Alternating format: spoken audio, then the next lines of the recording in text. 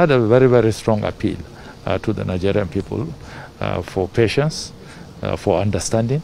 We are dealing with an uncommon enemy. We are dealing with an enemy that we can't see, we can't predict. So he appreciates that. And his strong appeal is that as much as possible, we should encourage people to observe the basic instructions that have been issued in terms of keeping social distancing, washing of hands, maintaining cleanliness, and staying at home. If we maintain these basic things, we'll be able to achieve the desired objective. And he also spoke about his desire, seeing that this thing is over as quickly as possible so that our farmers can go back to the land, to till the land.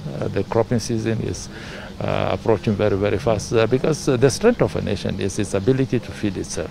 I think we are. I think we are, by and large.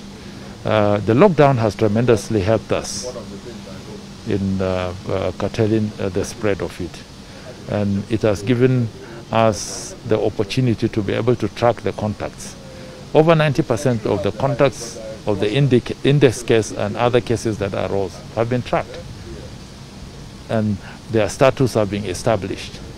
It's not everybody that will be tested. It's when you manifest the symptoms that you are supposed to subject yourself to a test. So I think by and large, we are winning in that area. We are not there yet. With the support and cooperation of Nigerians, we will be able to minimize or reduce infection, getting to the level of community transmission. And that's why we are appealing to Nigerians. If you have no business going out, stay indoors. Preserve your loved ones, your family, before you think about going out to make a living.